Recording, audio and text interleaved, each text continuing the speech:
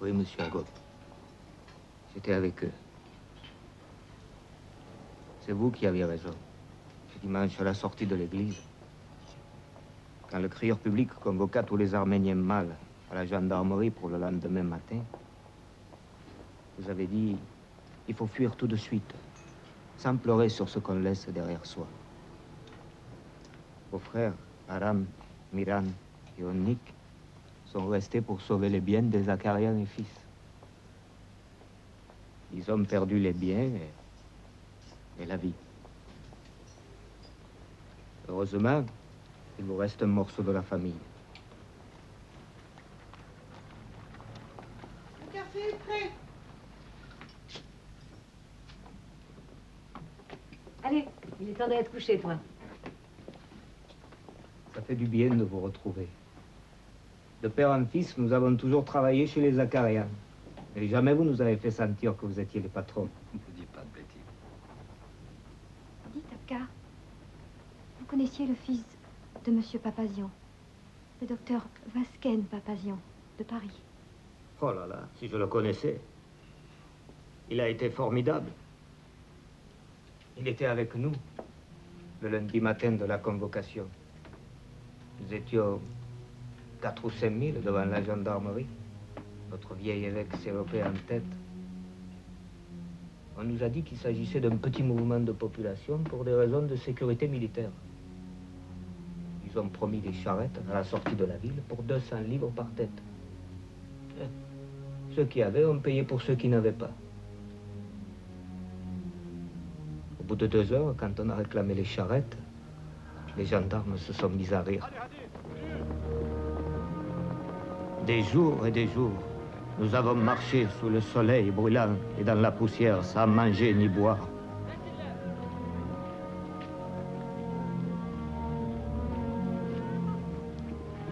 Nous avons croisé des convois venant de Kharkout, Bursa, Izmit, Adapazar et Trebizond. Ils arrivaient de partout par milliers.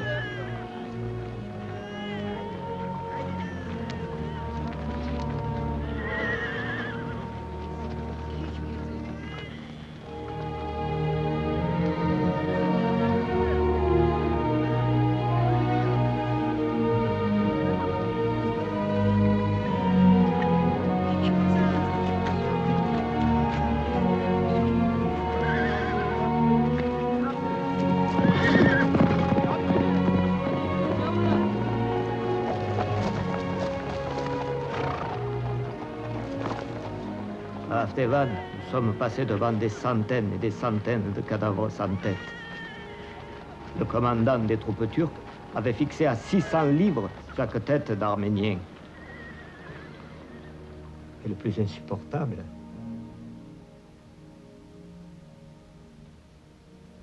c'était les hurlements des enfants que les gendarmes turcs attachaient 2 par 2 pour les précipiter du haut des rochers dans l'Euphrate. Et les hurlements des mères qui perdaient la raison. Il y en a même une folle de douleur qui s'est mise à danser, danser, danser.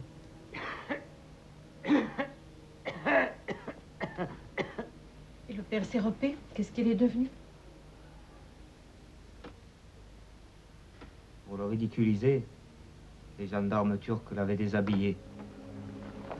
Il était beau, le vieil homme, avec sa grande barbe blanche, marchant tout nu.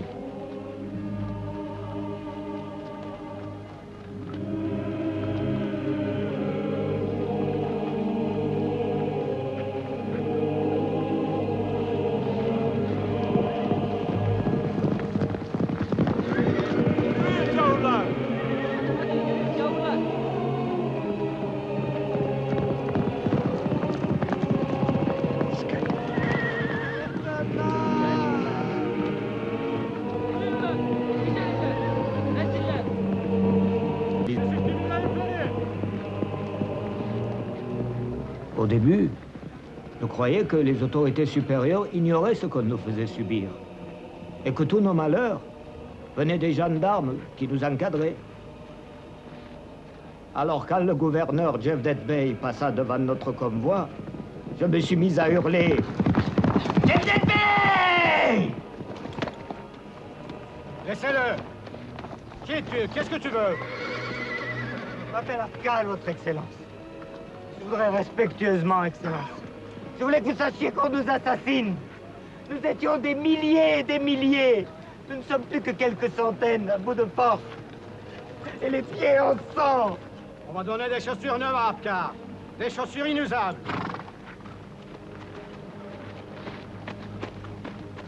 Et pour les autres, Excellence? Tu leur montreras les tiennes. Et si le modèle leur plaît, on leur offrira les mêmes. Merci, Excellence.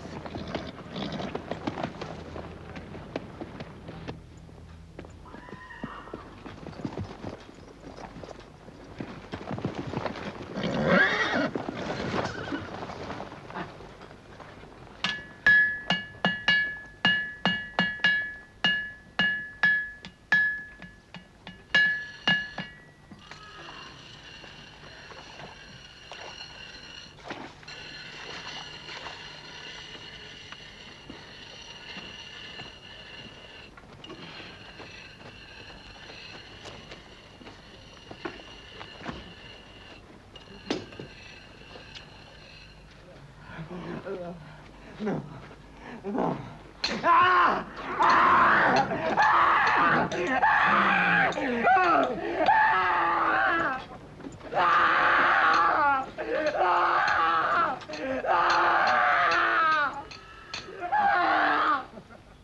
Ah!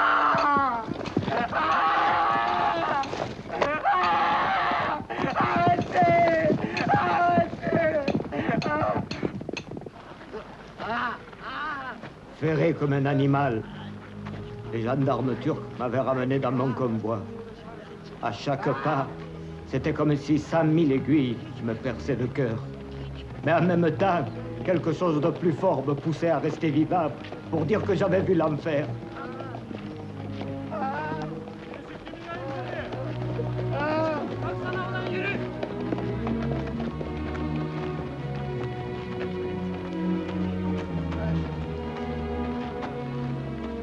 D'un convoi de plusieurs milliers de déportés, nous n'étions plus qu'une centaine qu'ils avaient gardés vivants pour prouver au consulat étranger que c'était un simple déplacement de population.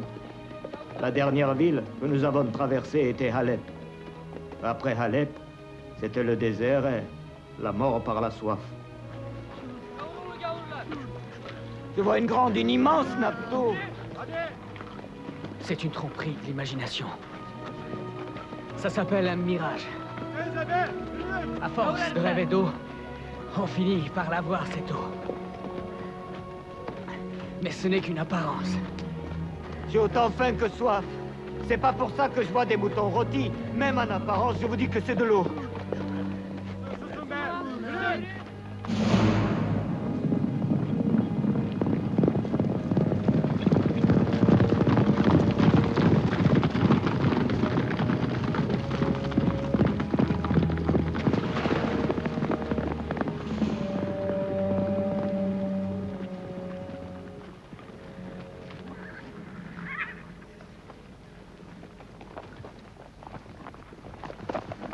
Écoutez-moi bien, tas de gamours! Cette étendue doit appartient à nos amis kurdes, qui ont la bonté de vous en vendre un peu. Ceux qui en veulent boire, c'est 100 livres par tête. Vous savez très bien que nous n'avons plus rien, puisque vous nous avez tout pris. Mais cette eau là-bas, elle n'est ni aux Kurdes, ni aux Turcs. C'est l'eau de tout le monde, parce que c'est l'eau du ciel. Alors écoutez-moi, monsieur l'officier. Je m'appelle Vasken Papazian. Je suis docteur en médecine de la faculté de Paris.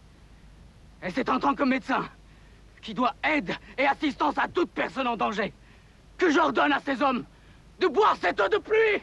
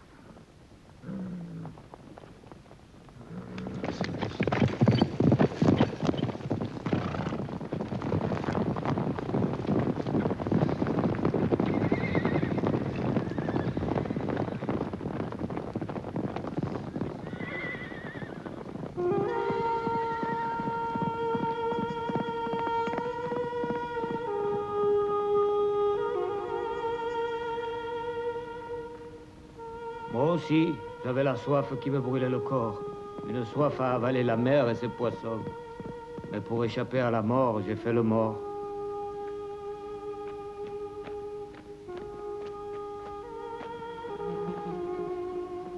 Je ne devais pas ressembler à un cadavre qui vaut la peine d'être fouillé.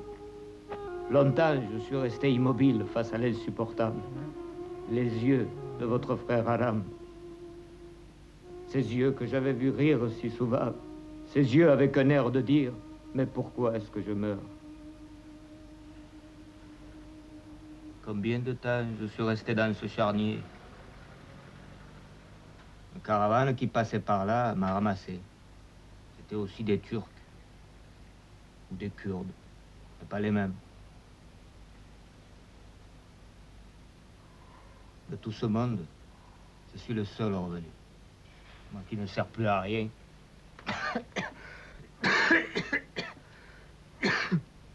Avec ce corps déglingué, qui tiendra le temps qui tiendra. Mon idée, c'était revenir de ces routes de la mort pour raconter aux hommes ce qu'un homme peut faire à un autre homme. Ce soir-là, Abkar, au visage de requiem, venait brutalement de m'arracher au monde des fées et des lutins. J'ai soudain compris que ce bateau fantôme, qui devait un jour nous ramener, mes deux grands frères et ma sœur, n'était qu'un mensonge d'amour pour retarder ma peine. Pour tromper la mort, ma famille s'était divisée en deux. Nous étions les vivants par hasard, les autres étaient tombés sur les sables brûlants du désert. Alors, ce soir-là, j'ai perdu mon regard d'enfant. Qui c'est Paris? Louis Paris.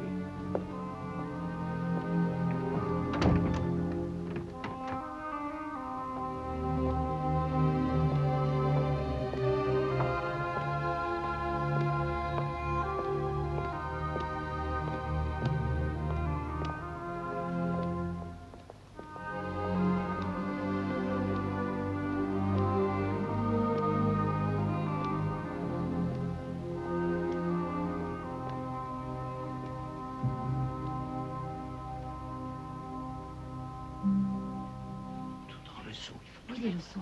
Ah oui, attention. Alain, partout. N'ayez pas le petit filet. Regardez derrière vous. Attends. Alain, prends le son. Allez.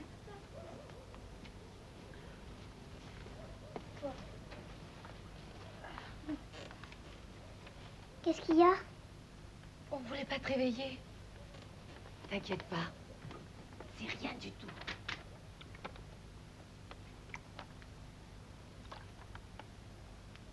Qu'est-ce que c'est, papa?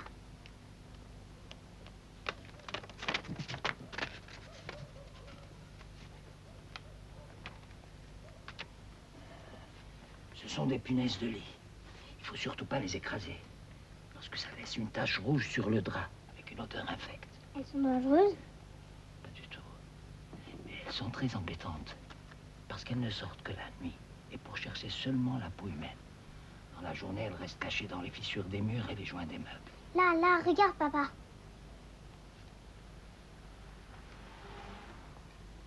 Ils sont quand même pas des millions. Quand nous les aurons toutes tuées, ça sera fini. Non, elles sont pas des millions. Mais elles pondent des œufs par centaines et elles se multiplient. Quand tu crois qu'il y en a plus, il y en a encore.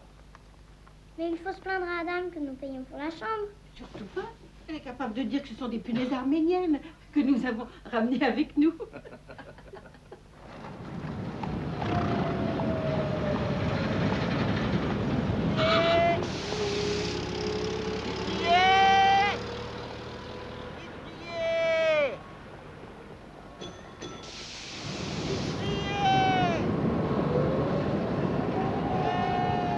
Mademoiselle, et ce sera quoi? Je voudrais ça que un quart de beurre et un kilo de pommes de terre, s'il vous plaît.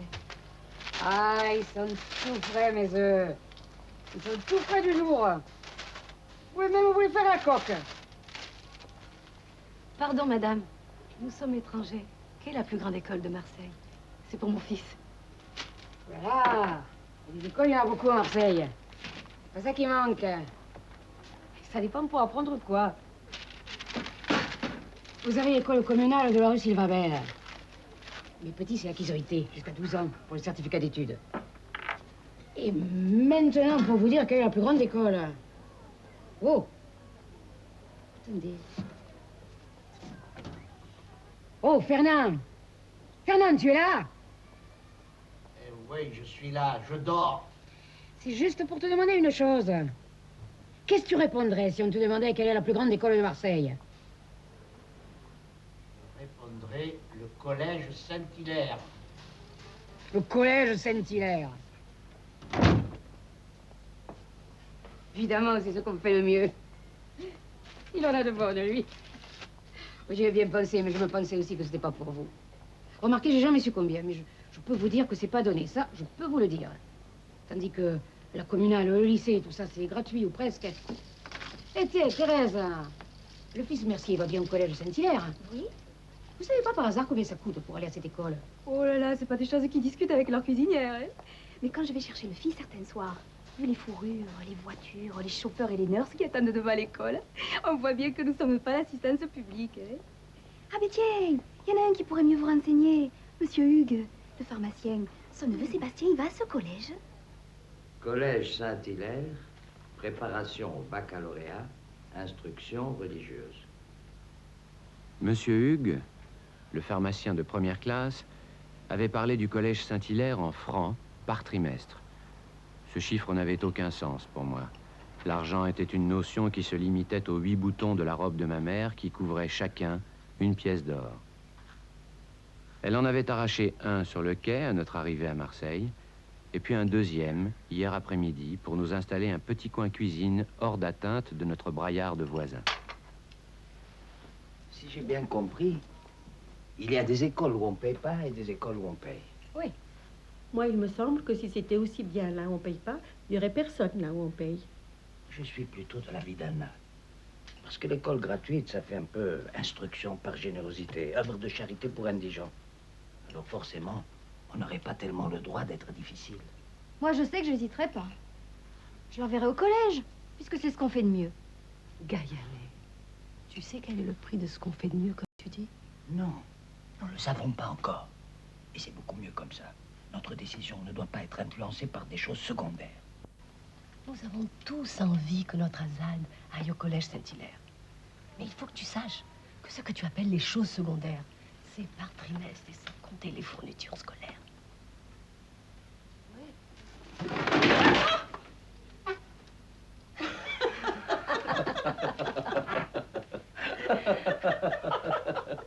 Je voulais aller au petit coin. Eh ben, vas-y.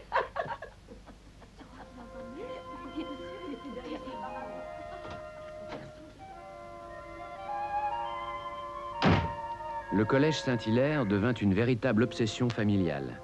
Quant à moi, mes ambitions étaient à la hauteur de mes déguisements en aviateur, conducteur de tramway ou chauffeur de limousine. J'avais 7 ans et je n'étais pas Mozart.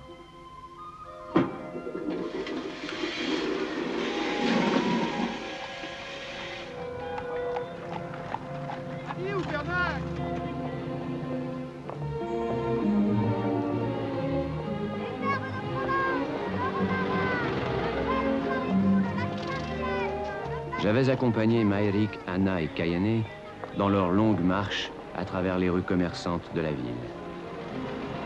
Mes 3 mères ne regardaient dans ces étalages que les écriteaux qui offraient des emplois. Mais chaque fois, on exigeait une spécialité. On recherchait bien des caissières, mais elles devaient être expérimentées. On demandait des facturières qualifiées. La garde-robe plus que limitée de Maërik, Anna et Kayane les excluait des places de vendeuses où l'on exigeait une excellente présentation.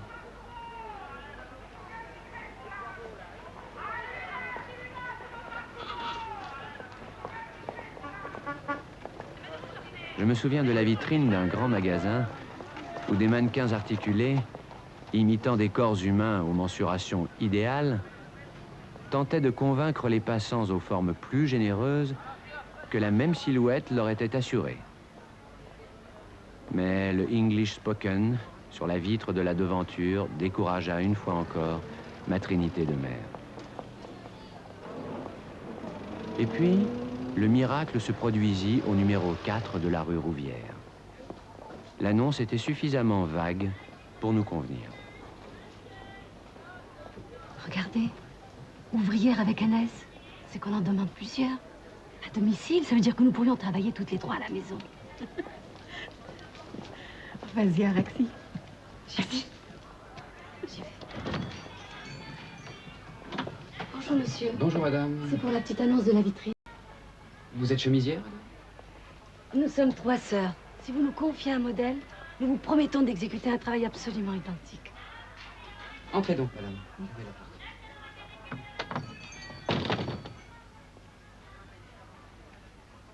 Les minutes qui suivirent me parurent interminables. Après tant d'années, je me souviens encore des regards pleins de détresse de tante Anna et Kayane, pour qui l'histoire des Acarians se confondait avec celle de la terre qui s'était arrêtée de tourner en attendant ma mère qui n'en finissait plus de sortir.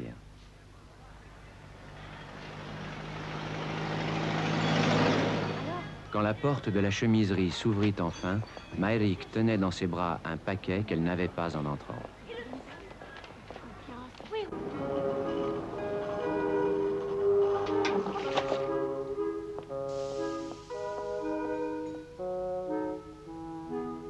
Je n'ai rien oublié de cette nuit-là. Tout le long de mon sommeil agité par mes visiteurs punaises des lits, chaque réveil me ramenait à notre cage misérable et ses 3 fantômes.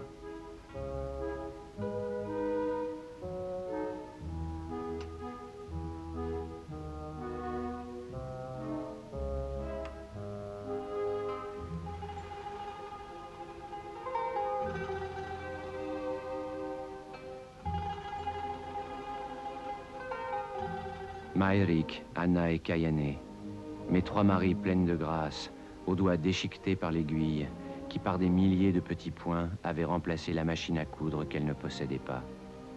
Elles n'auront connu de ce monsieur CHE que ses initiales brodées à gauche de sa poitrine.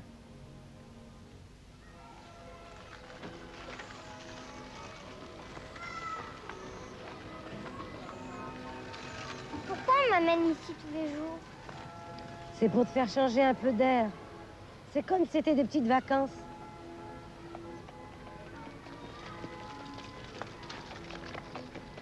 Dis, Maërik, pourquoi on ne voit plus Apgar?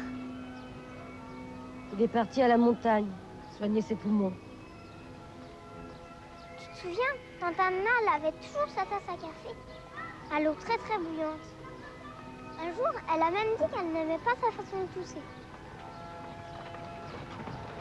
Tiens, va t'acheter quelque chose. Non, merci. J'ai envie de rien.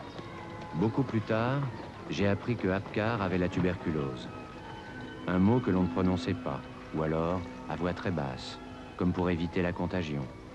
C'était une maladie honteuse car les docteurs, en ce temps-là, ne savaient pas la guérir. Tu veux louer une bicyclette? Pendant une demi-heure, par exemple? Oh là là, ça se voit que tu n'as pas regardé combien ça coûte. Combien ça coûte? 2 francs 75 de l'heure. Ça fait rien. Je ferai 20 boutonnières de plus et voilà tout. Je ne crois pas qu'elle loue ses bicyclettes contre des boutonnières.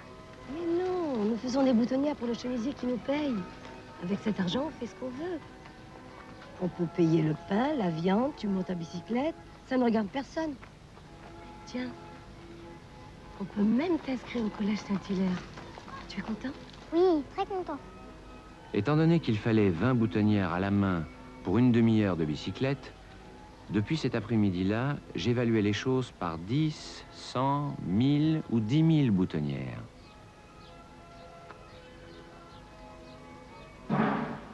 Je n'ai pas beaucoup dormi cette nuit qui précédait la rentrée des classes. La veille au soir, j'avais secrètement jeté dans notre poubelle tout le bric-à-brac de mes naïfs jouets de l'époque. Ce matin-là, j'ai écouté avec une certaine griserie le passage des éboueurs qui emportaient avec les ordures ménagères mes empêcheurs de grandir.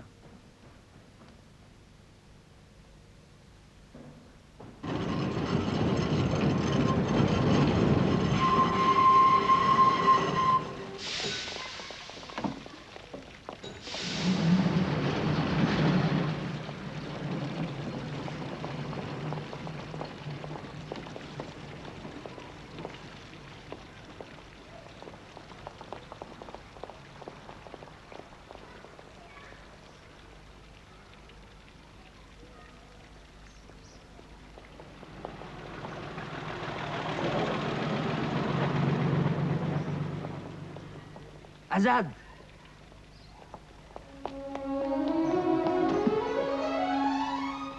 Je me souviens de ce baiser. Je crois bien que je l'avais un peu écourté parce qu'il piquait et sentait la sueur. Je n'avais pas deviné, derrière le teint pâle de cet homme aux grosses rides et aux poches sous les yeux, une longue nuit d'usine au tarif double pour un petit bout de collège Saint-Hilaire.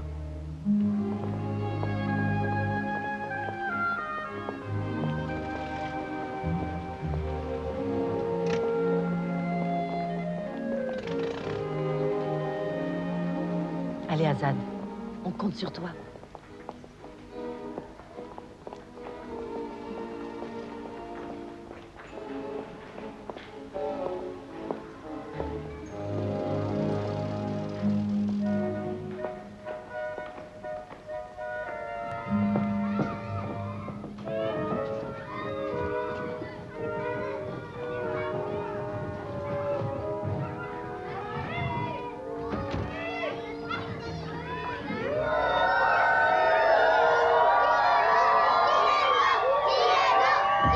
Je savais que les choses se passeraient comme ça. Pour m'élever au niveau de mes futurs compagnons, on m'avait déguisé avec des pure laine garanties, véritables Shetland et cuir de premier choix. Mais il se dégageait de mon élégance des relents d'imposture. Mes camarades, avec leurs cotonnades et leurs souliers à clous, pouvaient se permettre d'afficher l'insolence d'une moins bonne qualité sans que leur rang social soit mis en doute.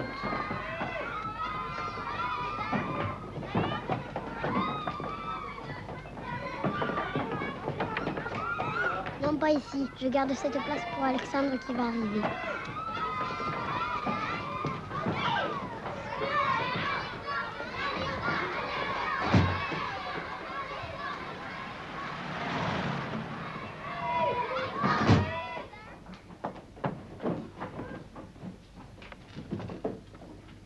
Asseyez-vous.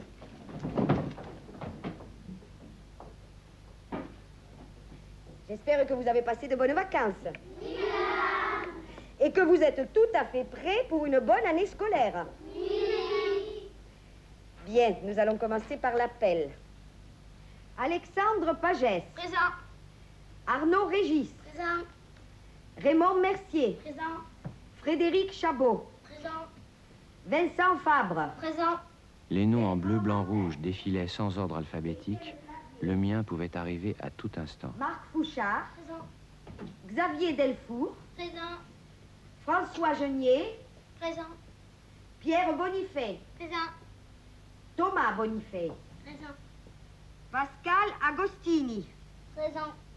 Voilà, c'était sûrement moi.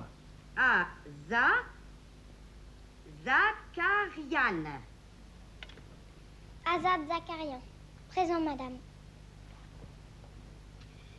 Dans Azad Zakarian, quel est votre prénom? Azad, madame. Azad, avec un Z? Oui, madame. Et Zakarian, avec un Z aussi? Oui, madame. Asseyez-vous, Zakarian. Ce nom qui les faisait rire était pourtant le plus beau du monde, puisque Azad, dans mon pays, veut dire libre. Et l'arménien en a fait un prénom.